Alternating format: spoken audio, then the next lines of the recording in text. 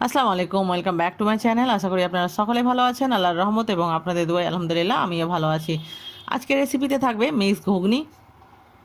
বন্ধুরা, আমরা সাধারণত ছোলার কিংবা মটরের ঘুগনি খেয়ে থাকি, তবে এইভাবে করে মিক্স ঘুগনি বানিয়ে দেখবেন, টেস্টটা কিন্তু বেশ ভালো হবে এবং খেতেও ভালো লাগবে। এই ঘুগনিটা কিন্তু মুড়ি দিয়ে বা এমনিতেও কিন্তু খেতে বেশ ভালো লাগে। আর বন্ধুরা, আমি যেভাবে করেছি এভাবে আপনারা একবার তৈরি করে দেখবেন বেশ খেতে ভালো লাগবে। আর আমার চ্যানেলে যদি নতুন থাকবেন তো চ্যানেলটাকে অবশ্যই সাবস্ক্রাইব করবেন আর পাশে থাকা বেল আইকনটি প্রেস করে অল নোটিফিকেশান অন করবেন। এখানে আমি নিয়ে নিয়েছি, দেখতে পাচ্ছেন, এটা হচ্ছে বরবটি, তারপরে নিয়েছি কাবলি ছোলা এবং ছোলা, তারপরে আছে সবুজ মটরটা। এটাকে আমি প্রথমে ভালোভাবে ধুয়ে নিব এবং ধোয়ার পরে সারা রাতের জন্য বা ওভারনাইট আমি এটাকে ভিজিয়ে রেখেছিলাম। তারপরে সকালে রেজাল্টটা দেখতে পাচ্ছেন, সুন্দরভাবে ফুলে গেছে এবং এটাকে আমি আবারও ভালোভাবে ধুয়ে নিয়েছি এবং সিদ্ধ করার জন্য প্রেসার কুকারে দিয়ে দিব। তারপরে দিয়ে দিব পরিমাণ মতো জল। জলটা কিন্তু বরাবর হতে হবে, খুব বেশি হলে হবে না। তারপরে দিয়ে দিব 3টে বড় সাইজের কুচনো পেঁয়াজ, দিয়ে দিব হলুদ গুঁড়ো, স্বাদ মতো লবণ, তারপরে দিয়ে দিব সামান্য পরিমাণে সরিষার তেল দিয়ে ছিপিটা বন্ধ করে এটাতে আমি 6টা সিটি লাগিয়ে নিব।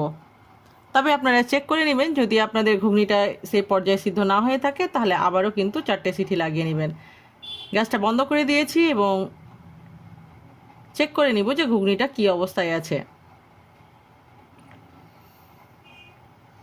একটু নেড়ে ছেড়ে দেখে নিব, দেখতে পাচ্ছেন বেশ কিন্তু জল নেই এবং ঘুগনিটা বেশ সুন্দরভাবে কিন্তু সিদ্ধ হয়ে গেছে। এবার গ্যাসে আমি একটা কড়াই চাপিয়ে দিয়েছি, এটাকে ভেজে নেওয়ার জন্য দিয়ে দিব পরিমাণ মতো সরিষার তেল। তেলটা গরম হয়ে গেলে আমি একটু ফ্লেভারের জন্য এখানে ফোড়নে গোটা গরম মশলা ব্যবহার করব। চাইলে আপনারা এখানে গোটা জিরেও দিতে পারেন। একটু গন্ধ বেরিয়ে যাওয়া পর্যন্ত নেড়ে নিব। তারপরে আমি অ্যাড করব আদা রসুন বাটা। বন্ধুরা, আমি এখানে কিন্তু কোনো প্রকারের পেঁয়াজ ব্যবহার করব না, যেহেতু আমি পেঁয়াজটা সিদ্ধ করার সময় দিয়েছি। তারপরে দিয়ে দেবো গুঁড়ো মশলা, কাঁচা জিরে গুঁড়ো, কাঁচা ধনে গুঁড়ো, ভাজা ধনে গুঁড়ো, হলুদ গুঁড়ো, গরম মশলা গুঁড়ো, কাশ্মীরি লঙ্কার গুঁড়ো এবং লবণ। সমস্ত মশলাটাই কিন্তু আমি আমার পরিমাণ অনুযায়ী ব্যবহার করছি। আর এই গুঁড়ো মশলাটা তেলে দিলে কিন্তু ফ্লেভার এবং কালারটাও যে কোনো সবজিরই ভালো আসে। ভালোভাবে 1 থেকে 1.5 মিনিটের মতো আমি এটাকে নেড়ে নিব। যখন ভালোভাবে ভাজা হয়ে যাবে সেই পর্যায়ে আমি অ্যাড করব সিদ্ধ করে রাখা ঘুগনিটা।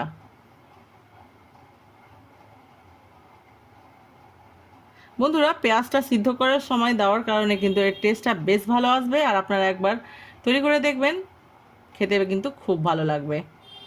একটু যদি জল থেকে থাকে সেই জলটাকে আমাকে ভালোভাবে এখানে কিন্তু শুকিয়ে নিতে হবে, চুলোর আঁচটাকে মিডিয়াম টু লোয়ে করে রেখে।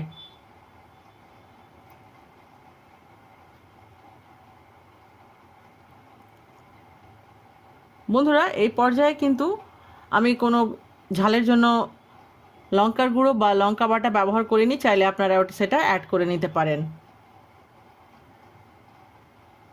জলটা শুকিয়ে গেছে।